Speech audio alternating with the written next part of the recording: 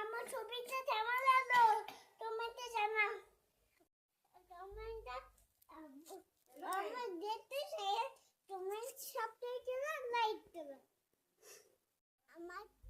আমার দেখতে চাইলে হ্যালো গাই আমার ভিডিওটা দেখতে চাইলে সুপারম্যান লিখে দাও স্পাইডারম্যান লিখে দাও সবাই বন্ধুরা আমি স্পাইডারম্যান দেখতে দিয়েছি হানুমান যাও